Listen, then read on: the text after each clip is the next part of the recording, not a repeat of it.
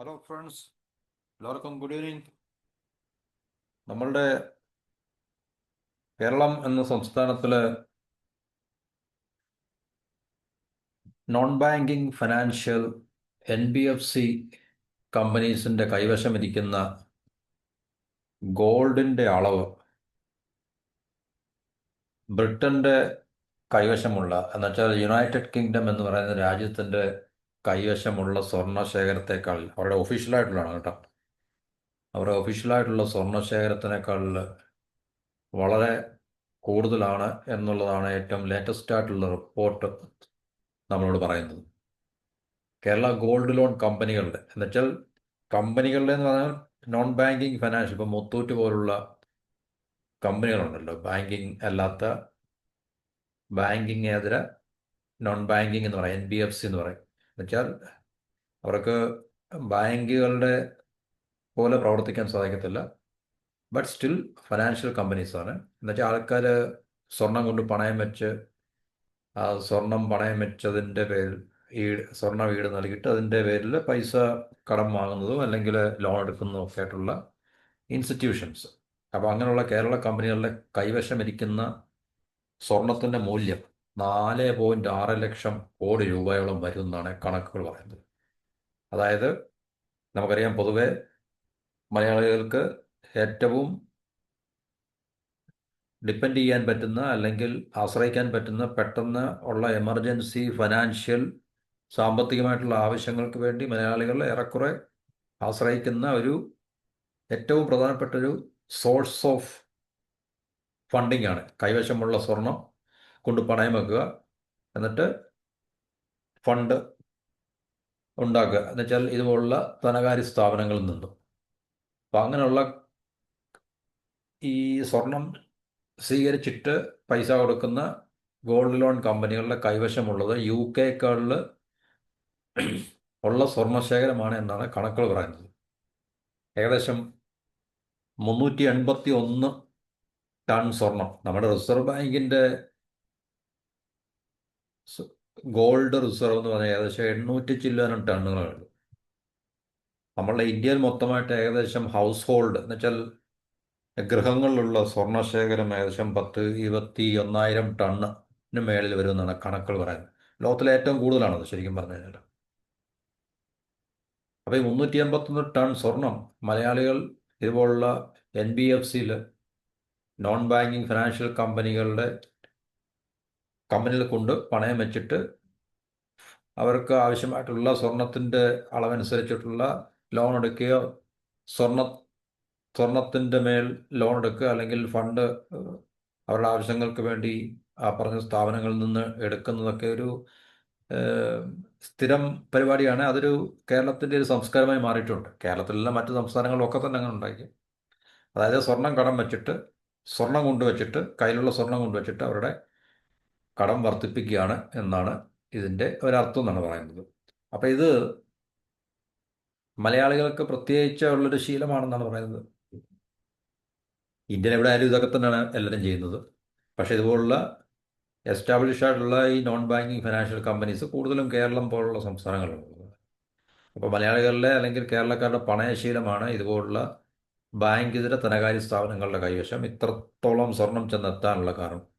ഏകദേശം 381 ടൺ സ്വർണം, അതിൻ്റെ മൂല്യം എന്ന് പറഞ്ഞാൽ 4.6 ലക്ഷം കോടി രൂപയ്ക്ക് അടുത്ത് വരും. അത് യുണൈറ്റഡ് കിങ്ഡം അല്ലെങ്കിൽ UK, ബ്രിട്ടൻ എന്നൊക്കെ നമ്മൾ വിളിക്കുന്ന രാജ്യത്തിൻ്റെ കയ്യിലുള്ള ഒഫീഷ്യലായിട്ടുള്ള സ്വർണ്ണശേഖരത്തെക്കാൾ കൂടുതൽ ഉണ്ടെന്നാണ് കണക്കുകൾ പറയുന്നത്. അപ്പോൾ ഈ NBFC, കേരളത്തിലെ NBFCയിലെ ഒരു രാജ്യമായിട്ട് കണക്കാക്കിയാൽ സ്വർണ്ണശേഖരത്തിലെ 16-ാം സ്ഥാനത്ത് കേരളം, ഒരു ചെറിയ സംസ്ഥാനമായിട്ട് പോലും. നമുക്കറിയാം, ഇത് ഈ ഇന്ത്യയിലെ സ്വർണ്ണശേഖരം പലയിടത്തും ഇപ്പം ആരാധനാലയങ്ങളുമായിട്ട് ബന്ധപ്പെട്ട് നമുക്ക് അത് പറയാതിരിക്കുന്നതായിരിക്കും നല്ലത്. ഇന്ത്യയിലെ പ്രത്യേകിച്ച് തെക്കേ ഇന്ത്യൻ സംസ്ഥാനങ്ങൾ, പ്രധാനപ്പെട്ട കേരളം, തമിഴ്നാട്, കർണാടക, ആന്ധ്ര, ഇതുപോലുള്ള 4 സംസ്ഥാനങ്ങൾ എടുത്തു നോക്കിക്കഴിഞ്ഞാൽ തന്നെയും ഈ പറഞ്ഞ 4 സംസ്ഥാനങ്ങളിലെ ആരാധനാലയങ്ങളുമായിട്ട് ബന്ധപ്പെട്ട സ്വർണ്ണശേഖരം എടുത്തു നോക്കിക്കഴിഞ്ഞാൽ വൻതോതിലുള്ള സ്വർണ്ണശേഖരം. പിന്നെ ബാക്കിയുള്ള ഇന്ത്യൻ സംസ്ഥാനങ്ങളിലൊക്കെ തന്നെ നമ്മൾ കണക്കെടുക്കുകയാണെങ്കിൽ ഒരുപക്ഷേ, ഈ പറഞ്ഞ മിഡിൽ ഈസ്റ്റിലെ രാജ്യങ്ങളെയൊക്കെ തന്നെ നമുക്ക്, ചുളുവിലയ്ക്ക് നമുക്ക് തൂക്കി വാങ്ങിക്കുവാൻ സാധിക്കും എന്നൊരു തരത്തിലുള്ള സമ്പത്ത് നമ്മുടെ ഇന്ത്യൻ എന്ന് പറയുന്ന രാജ്യത്തുണ്ട്. പക്ഷെ അത് പ്രൊഡക്റ്റീവായിട്ടുള്ള ഉപയോഗങ്ങൾക്ക് വേണ്ടി അത് നമുക്കിതിനെ വിനിയോഗിക്കുവാൻ സാധിക്കുന്നില്ല, അല്ലെങ്കിൽ കഴിയത്തില്ല എന്നുള്ളത് മറ്റൊരു വിഷയമാണ് ശരിക്കും പറഞ്ഞു കഴിഞ്ഞാൽ.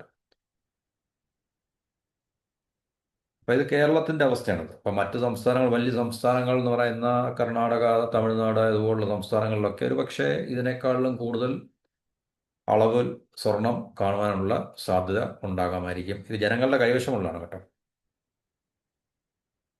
അപ്പം ഇതിലെ ഏറ്റവും ശ്രദ്ധേയമായിട്ടുള്ള കാര്യം എന്ന് പറഞ്ഞാൽ UK എന്ന് പറയുന്ന രാജ്യത്തിൻ്റെ കരുതൽ സ്വർണ്ണ ശേഖരത്തെക്കാളുള്ള കേരളത്തിലെ ഈ പറഞ്ഞ NBFCകളുടെ കൈവശമുണ്ട് എന്നാണ് പറയുന്നത്. പല യൂറോപ്യൻ രാജ്യങ്ങളുടെ കരുതൽ ഗോൾഡ് റിസർവിനേക്കാളിലും കൂടുതൽ ഇത്തരം സ്വർണ്ണപ്പണയം എടുക്കുന്ന സ്ഥാപനങ്ങളുടെ കൈവശമുണ്ട്. സ്പെയിന്, ഓസ് ഓസ്ട്രേലിയ യൂറോപ്യൻ രാജ്യമല്ലെങ്കിൽ തന്നെയും സ്പെയിന്, ഓസ്ട്രേലിയ ഈ പറഞ്ഞ രാജ്യങ്ങളിലൊക്കെ തന്നെ അവർക്ക് ഒഫീഷ്യലായിട്ടുള്ള സ്വർണ്ണശേഖരത്തേക്കാൾ കൂടുതൽ ഇവിടുത്തെ കേരളത്തിലെ NBFCകളിലുണ്ട് എന്നാണ് റിപ്പോർട്ടുകൾ നമ്മളോട് പറയുന്നത്. കൂടുതൽ സ്വർണം മലയാളികളുടെ കൈവശം, കാരണം മലയാളികൾക്ക് നമുക്കറിയാം സ്വർണ്ണവുമായിട്ടുള്ള ബന്ധം വളരെ എന്താണ് പറയുന്നത്, വളരെ ഡീപ്പായിട്ടുള്ള റിലേഷനാണ്. ഓരോരുത്തരുടെയും സ്ഥിതി അനുസരിച്ച് അവർ തീർച്ചയായിട്ടും, ഓരോരുത്തരുടെ സാമ്പത്തിക സ്ഥിതി അനുസരിച്ച് തീർച്ചയായിട്ടും അവർ കൂടുതലല്ല, കൂടുതൽ ധനവും സമ്പത്തുള്ള ആൾക്കാർ കൂടുതൽ സ്വർണം മേടിച്ച് ശേഖരിക്കും. കുറച്ച് സാമ്പത്തികമായി അത്ര വലിയ എന്താണ് പറയുന്നത് മെച്ചപ്പെട്ട അവസ്ഥയില്ലാത്തവരുടെ കൈകളിലും അല്പസ്വല്പം സ്വർണ്ണമെങ്കിലും കാണും എന്നുള്ളൊരു കാഴ്ച നമുക്ക് എവിടെയും കാണാൻ സാധിക്കും. അപ്പം ഈ കമ്പനികളിൽ ഏറ്റവും മുൻപിൽ നിൽക്കുന്ന മുത്തൂറ്റാണ്. നമുക്കറിയാം മുത്തൂറ്റ് കേരളത്തിലെ ഏറ്റവും പ്രധാനപ്പെട്ട ഒരു ഇതുപോലുള്ളൊരു ഇടമാണല്ലോ, ജനങ്ങൾക്ക് സ്വർണം കൊണ്ട് പണയം വെച്ചിട്ട് കാശ് മേടിക്കുക എന്നുള്ളതിനകത്ത്.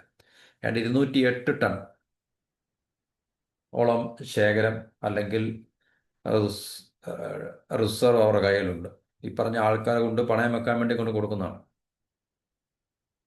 അപ്പം ഇതിൽ എത്രത്തോളം പണയം വെച്ചതൊക്കെ തിരികെ എടുത്തുകൊണ്ട് പോകും എന്നുള്ളൊരു കണക്കൂടെ നമ്മൾ ചോദിച്ചു കഴിഞ്ഞാൽ തീർച്ചയായിട്ടും ഈ 208 ടണ്ണിനകത്തിൽ ഒരു പക്ഷേ നല്ലൊരു ശതമാനവും തിരിച്ചെടുക്കാൻ കഴിയാതെ അത് മുത്തൂറ്റിൻ്റെ സ്വന്തമാകുന്ന ഒരു കാഴ്ച, അല്ലെങ്കിൽ ഇതുപോലുള്ള NBFCകളുടെ സ്വന്തമാകുന്ന ഒരു അവസ്ഥ ചിലപ്പം നിലവിലുണ്ടായിരിക്കാം. അതിൻ്റെ കണക്ക് നമുക്കറിയത്തില്ല. അത് കഴിഞ്ഞാൽ മണപ്പുറം ഫിനാൻസാണ് 56.4 ടണ്ണ്, മുത്തൂറ്റ് ഫിനാൻഷ്യൽ കോർപ്പറേഷൻ ഉള്ളതിൻ്റെ ഷോർട്ട് ഫോമാണ് 43.69, KSFE 67.22, ഇന്റൽ മണി 6 ടണ്ണ്. അപ്പം ഇങ്ങനെയാണ് കേരളത്തിലെ ഈ പറഞ്ഞ NBFCകളിൽ മലയാളികളെ കൊണ്ട് പണയം വെച്ചിരിക്കുന്ന സ്വർണത്തിൻ്റെ അളവ്. ഏറ്റവും മുൻപന്തി നിൽക്കുന്ന മുത്തൂറ്റ് ഫൈനാൻസാണ് 208 ടൺ. അപ്പോൾ ഇത്രത്തോളം സ്വർണം ഇവരുടെ കൈവശമുണ്ടെങ്കിൽ അതിൻ്റെ അർത്ഥം കേരളത്തിലെ ജനങ്ങൾ, പ്രത്യേകിച്ച് ഏറ്റവും കൂടുതൽ 99.99% കേരളീയരായിരിക്കും. ബാക്കി അന്യ സംസ്ഥാനങ്ങളിലുള്ള ആൾക്കാരും ചിലപ്പോൾ ചെറിയ തോതിലൊക്കെ കാണുമായിരിക്കും, ഇല്ലെന്ന് നമുക്ക് പറയാൻ പറ്റത്തില്ല. കാരണം അന്യ സംസ്ഥാനങ്ങളിൽ നിന്നും ആൾക്കാർ ഇവിടെ താമസിക്കുന്നുണ്ട്. അപ്പോൾ തീർച്ചയായിട്ടും ഒരു ചെറിയ തോതിലെങ്കിലും അവരും ഈ പറഞ്ഞ ഒരു രീതിയിൽ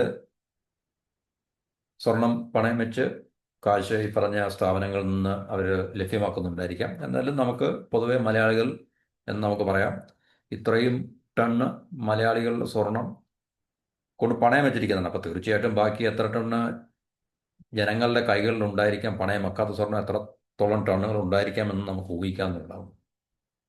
അപ്പോൾ ഇതിൻ്റെ മൂല്യം നമ്മൾ പറഞ്ഞ 4.6 ലക്ഷം കോടി രൂപ വരും. അതായത് സ്വർണം കടം വെച്ചിട്ട്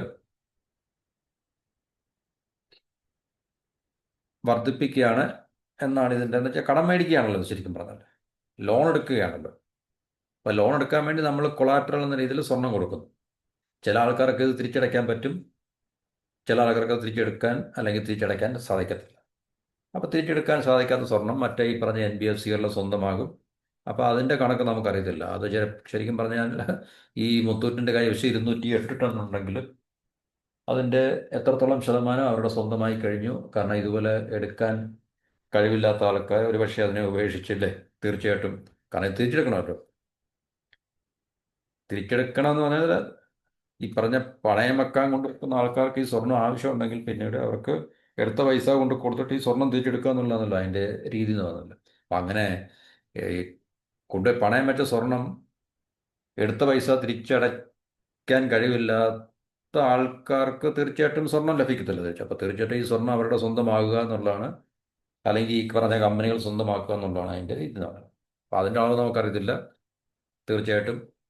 അപ്പം ഇങ്ങനെ ഉള്ള ഒരു പ്രവണത മലയാളികളുടെ ജീവിതത്തിലുണ്ട്, മലയാളികളുടെ സംസ്കാരത്തിലുണ്ട്. അതുകൊണ്ട് തീർച്ചയായിട്ടും ഇതുപോലുള്ള NBFC-കളുടെ കൈകളിലൊക്കെ നല്ലൊരു സ്വർണ്ണശേഖരം ഉണ്ട് എന്നുള്ളതാണ് റിപ്പോർട്ടുകൾ ഇപ്പോൾ പറയുന്നത്. ഈ Tier 3 Tier 4 സിറ്റികളിലൊക്കെ തന്നെ, എന്ന് വെച്ചാൽ ഏറ്റവും സിറ്റി എന്ന് നമുക്ക് പറയാൻ പറ്റില്ല, Tier 3 Tier 4 അതായത് മേജർ ടൗൺ എന്നൊക്കെ നമുക്ക് പറയാൻ പറ്റും. ഇപ്പം മെട്രോ കഴിഞ്ഞാൽ പിന്നെ അടുത്ത് വരുന്ന സിറ്റികളാണ് Tier 1 സിറ്റീസ്, അതിന് താഴെ വരുന്നതാണ് Tier 2 സിറ്റീസ് എന്നൊക്കെ പറഞ്ഞിട്ട്. അപ്പോൾ Tier 3 Tier 4 സിറ്റി എന്നൊക്കെ പറഞ്ഞു കഴിഞ്ഞാൽ ഒരുമാതിരി മേജർ ടൗൺഷിപ്പ് എന്നൊക്കെ പറയുന്ന സ്ഥലങ്ങൾ. അപ്പോൾ ഇവിടെയൊക്കെ പെട്ടെന്നുള്ള ആൾക്കാർക്ക് പെട്ടെന്നുള്ള പണത്തിൻ്റെ പരിഗണന വരുമ്പോൾ അവർ സ്വർണം പണയം വെക്കുകയാണ്. കാരണം ആൾക്കാരുടെ കയ്യിൽ അല്പം സ്വർണം ഉണ്ടെങ്കിൽ തീർച്ചയായിട്ടും ഏതെങ്കിലും തരത്തിലുള്ള അവർക്ക് എമർജൻസി ഫിനാൻഷ്യൽ സാമ്പത്തികമായിട്ടുള്ള ആവശ്യം വരുമ്പോൾ അവർ പെട്ടെന്ന് ആശ്രയിക്കുന്ന ഇതുപോലുള്ള സ്ഥാപനങ്ങളിലേക്ക് ചെന്ന് അവരുടെ കൈവശമുള്ള സ്വർണം കൊടുത്തിട്ട് ആ സ്വർണത്തിൻ്റെ മൂല്യത്തിന് അനുസൃതമായിട്ടുള്ള ലോൺ അവർക്ക് ബാങ്കിൽ നിന്ന് ഈ പറഞ്ഞ ധനകാര്യ സ്ഥാപനങ്ങളിൽ നിന്ന് കളക്ട് ചെയ്യാൻ കഴിയും. അപ്പം സ്വർണം ആൾക്കാർ എല്ലാവരും അല്ല, എന്നാലും നമുക്ക് മിഡിൽ ക്ലാസ്സിലുള്ള അതിന് താഴെയുള്ള ആൾക്കാർ സ്വർണം അവർ കൈവശം വെക്കുന്നതിൻ്റെ അല്ലെങ്കിൽ വാങ്ങിച്ച് സൂക്ഷിക്കുന്നതിൻ്റെയൊക്കെ ഒരു പ്രധാന കാരണം ഇതുപോലുള്ളൊരു ആവശ്യങ്ങളെ ഭാവിയിൽ അവർക്ക് നിറവേറ്റാൻ വേണ്ടി കൂടിയാണ് എന്നുള്ള ഒരു, അങ്ങനെ ജനങ്ങൾ സ്വർണം കുറച്ച് തന്നെ അവരുടെ സാമ്പത്തിക സ്ഥിതി അനുസരിച്ച് വാങ്ങി സൂക്ഷിക്കുന്ന ആൾക്കാർ ഈ ഒരു പിന്നെ ഭാവിയിലെ ആവശ്യങ്ങൾ മുന്നിൽ കണ്ടുകൊണ്ടായിരിക്കാം. ഇപ്പം വെൽത്തി ആയിട്ടുള്ള ആൾക്കാർക്ക് അതിൻ്റെ ആവശ്യമില്ല. വെൽത്തി ആയിട്ടുള്ള ആൾക്കാർ സ്വർണം മേടിക്കുന്നത് ഈ പണയം വെച്ച് അവർക്ക് അവരുടെ ഭാവി ഫിനാൻഷ്യൽ റിക്വയർമെൻറ്റ്സ് മീറ്റ് ചെയ്യാൻ വേണ്ടി ആയിരിക്കത്തില്ല. പക്ഷേ നമുക്കൊരു middle class, lower middle class, അതിന് താഴെയുള്ള ആൾക്കാരൊക്കെ തന്നെ ഇതുപോലുള്ള ആവശ്യങ്ങൾക്ക് വേണ്ടിയായിരിക്കും അവർ പക്ഷേ സ്വർണം വാങ്ങിച്ച് അവർ അവരുടെ സ്വന്തമാക്കുന്നത് എന്നുള്ള കാര്യം നമുക്ക് ഒരു മനസ്സിലാക്കേണ്ട ഒരു കാര്യം തന്നെയാണ്. പണ്ട് മുതലേ ജനങ്ങൾക്ക്, ഇവിടുത്തെ മലയാളികൾക്ക് സ്വർണത്തോട് ഭയങ്കര ആവേശമാണ്, അഭിനിവേശമാണ്. അപ്പോൾ സ്വർണ്ണ വായ്പാ രംഗത്ത് ഇതുപോലുള്ള കമ്പനികൾക്ക് ഗുണകരമാവുന്നതും ജനങ്ങളുടെ ഈ ഒരു സംസ്കാരത്തിൻ്റെയും കൂടെ ഒരു വിഷയമാണ് ശരിക്കും പറഞ്ഞാൽ. അപ്പോൾ ഇതുപോലുള്ള സംസ്കാരം വളർത്തിയെടുക്കുന്ന ഇതുപോലുള്ള കമ്പനികളാണ്. നമുക്കറിയാം അവരുടെ പരസ്യങ്ങളൊക്കെ തന്നെ നമ്മൾ നിത്യജീവിതത്തിൽ എപ്പോഴും 24/7 നമ്മൾ കണ്ടുകൊണ്ടിരിക്കുന്നതാണ്. എവിടെയും നമുക്ക് കാണാൻ പറ്റും. പ്രിൻ്റ് മീഡിയയിലും ഇലക്ട്രോണിക് മീഡിയയിലും സോഷ്യൽ മീഡിയയിലും ഒക്കെ തന്നെ നമുക്ക് ഇതുപോലുള്ള NBFC-കളുടെ പരസ്യങ്ങൾ എപ്പോഴും നമുക്ക് കാണാൻ പറ്റും. സ്വർണ്ണ വായ്പ ഇല്ലേ, വളരെ മിതമായ ഇൻട്രസ്റ്റ് റേറ്റിൽ നിങ്ങൾക്ക് ഗോൾഡ് ലോൺ ലഭിക്കും എന്നൊക്കെ ഉള്ള പരസ്യങ്ങൾ നമ്മൾ നിത്യേന എപ്പോഴും നമ്മൾ കാണുന്നതാണ്. അതുകൊണ്ട് തീർച്ചയായിട്ടും ഈ സംസ്കാരത്തെ ഉണ്ടാക്കിയെടുക്കുന്നതിൽ ഇതുപോലുള്ള ബിസിനസ് ഇൻസ്റ്റിറ്റ്യൂഷൻസിനും, കാരണം അങ്ങനെയാണല്ലോ ഡിമാൻഡ് ഉണ്ടാക്കിയെടുക്കുകയാണല്ലോ എപ്പോഴും പറഞ്ഞത്. ഇല്ലാത്ത ഡിമാൻഡ് ഉണ്ടാക്കിയെടുക്കുകയാണ്.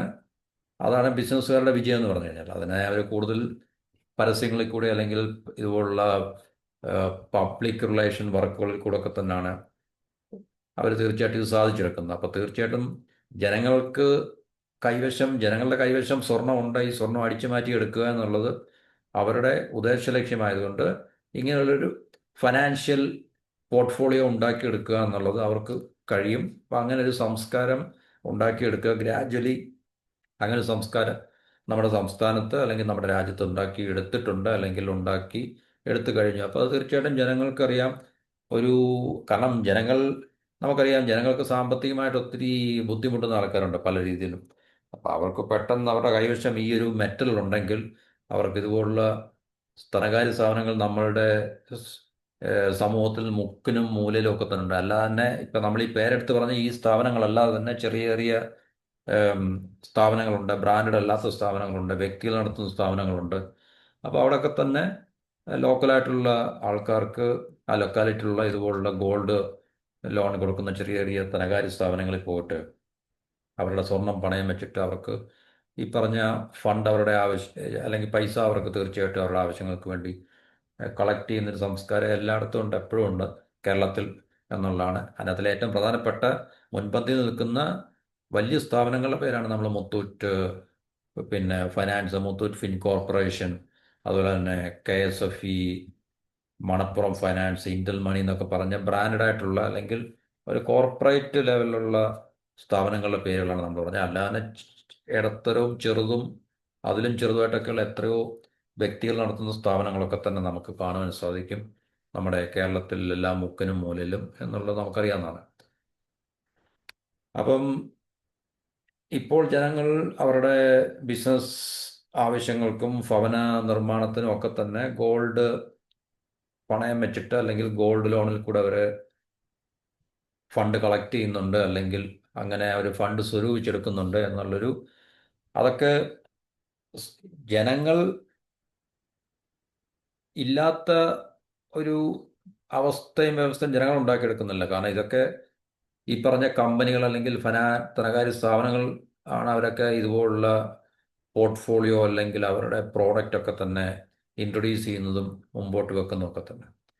അപ്പോൾ ഒരു ധനകാര്യ സ്ഥാപനം പറയുകയാണ് നിങ്ങൾക്ക് ബിസിനസ് ചെയ്യാൻ ആവശ്യമുണ്ടെങ്കിൽ നിങ്ങളുടെ കൈവശമുള്ള ഗോൾഡിൻ്റെ അടിസ്ഥാനത്തിൽ ഞങ്ങൾ ബിസിനസ് ലോൺ തരാം, അല്ലെങ്കിൽ ഭവന നിർമ്മാണത്തിന് വേണ്ടിയുള്ള ഹൗസിംഗ് ലോൺ തരാം എന്നൊക്കെ ഉള്ള പോർട്ട്ഫോളിയോ അല്ലെങ്കിൽ പ്രോഡക്റ്റ് ഒക്കെ തന്നെ അവർ ഇൻട്രൊഡ്യൂസ് ചെയ്യുകയാണെങ്കിൽ തീർച്ചയായിട്ടും ജനങ്ങൾ, കാരണം നമുക്കറിയാം ഏതിനും മാർക്കറ്റുള്ള ഒരു ലോകത്തും രാജ്യത്തുമാണ് നമ്മൾ ജീവിക്കുന്നത്. അതുകൊണ്ട് തീർച്ചയായിട്ടും ഒന്നിനും ഒരു പഞ്ഞമില്ല, അല്ലെങ്കിൽ ഇതുപോലുള്ള ബിസിനസ് സ്ഥാപനങ്ങൾ തീർച്ചയായിട്ടും ഈ മാർക്കറ്റ് ഇല്ലാത്തതിൻ്റെ കാരണത്താൽ പൊട്ടിപ്പാളിപ്പോകുന്ന കാഴ്ചകളൊന്നും നമ്മൾ കാണുന്നില്ല.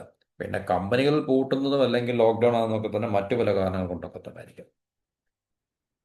അപ്പം ഇത് ഒരു സൈഡിൽ ജനങ്ങളുടെ ആവശ്യങ്ങൾ മീറ്റ് ചെയ്യാൻ ഉപകാരപ്പെടുന്നുണ്ടെങ്കിൽ തന്നെ മറു സൈഡിൽ ജനങ്ങളുടെ കടങ്ങൾ വർദ്ധിപ്പിക്കുവാൻ ഇത് ഏറ്റവും പ്രധാനപ്പെട്ടൊരു മാർഗവും കൂടാണ് ശരിക്കും പറഞ്ഞു കഴിഞ്ഞാൽ.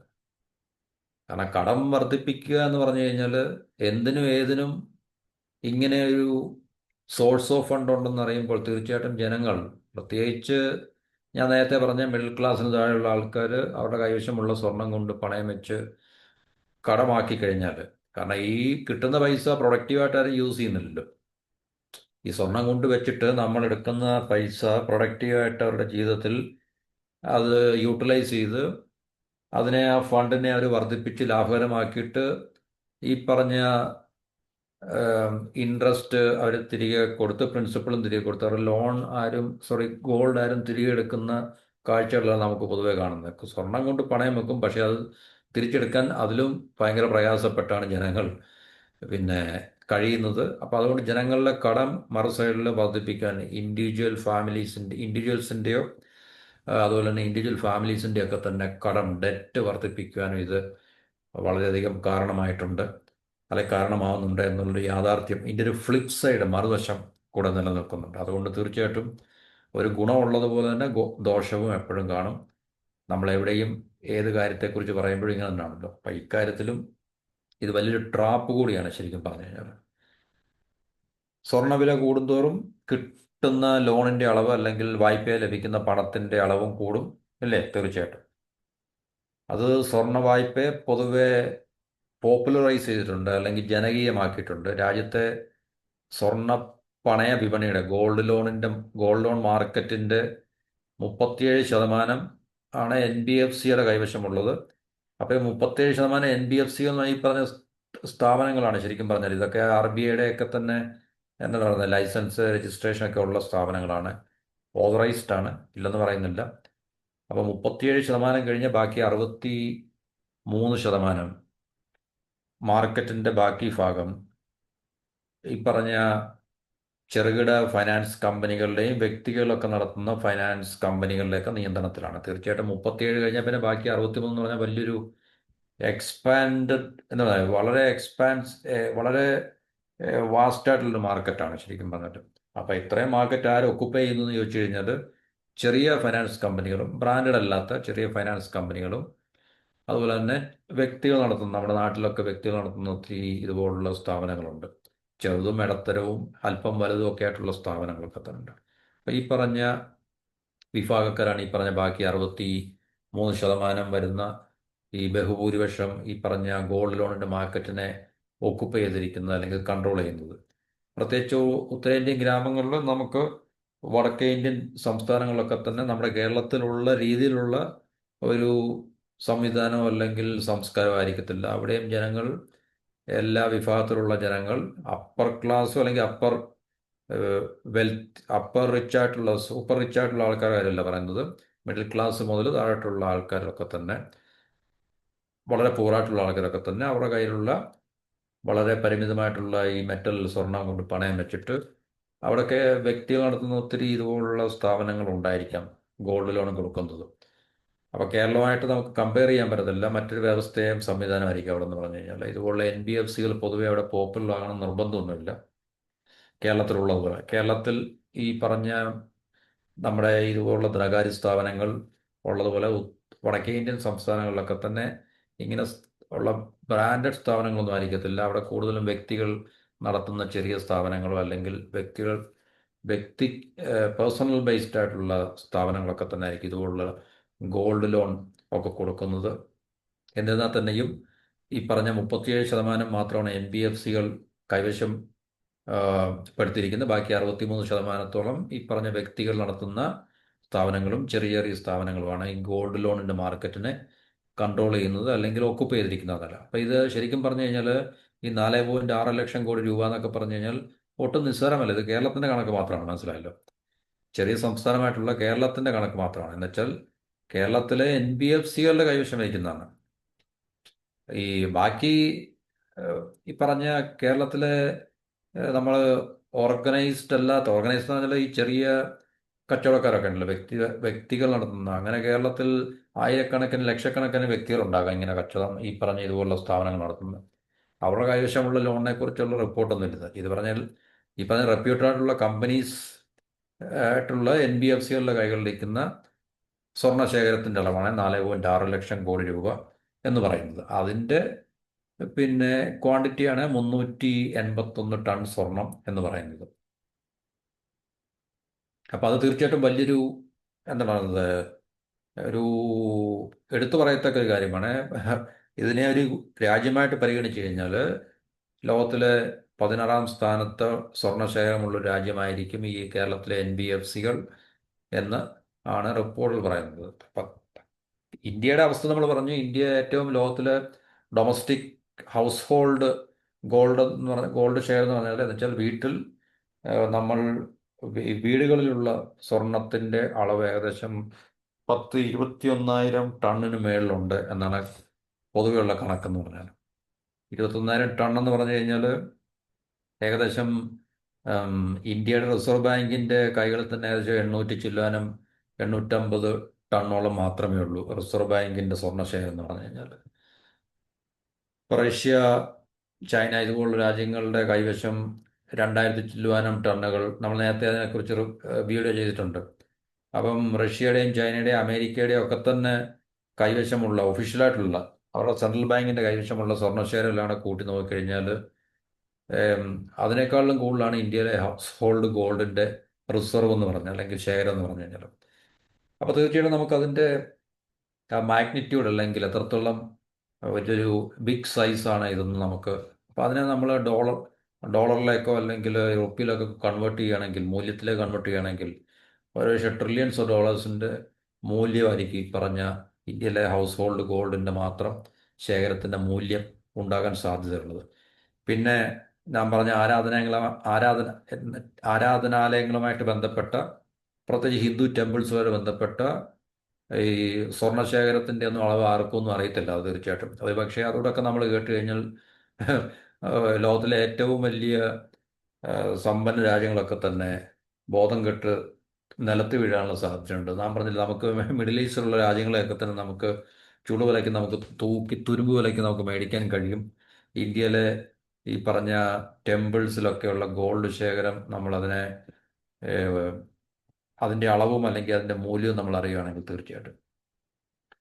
അപ്പോൾ ഇത് ഈ ഇന്ത്യയെ സംബന്ധിച്ച് പക്ഷേ ഇതുകൊണ്ട് പ്രത്യേകിച്ച് നമുക്ക് ഇക്കണോമിക് ബെനിഫിറ്റ് ഒന്നുമില്ല. കാരണം ഇന്ത്യയുടെ സമ്പദ് വ്യവസ്ഥയെ കൂടുതൽ നമുക്ക് ഗവൺമെൻറ് ചില നടപടികളൊക്കെ ചെയ്യുന്നുണ്ടെങ്കിൽ തന്നെയും ചില ഗോൾഡ് ബോണ്ട് അങ്ങനെയുള്ള സ്കീമുകളൊക്കെ തന്നെ ഇപ്പോൾ ഗവൺമെൻറ് അത് ഇനിഷ്യേറ്റ് ചെയ്തിട്ടുണ്ട്, അത്ര സക്സസ്ഫുൾ അല്ല.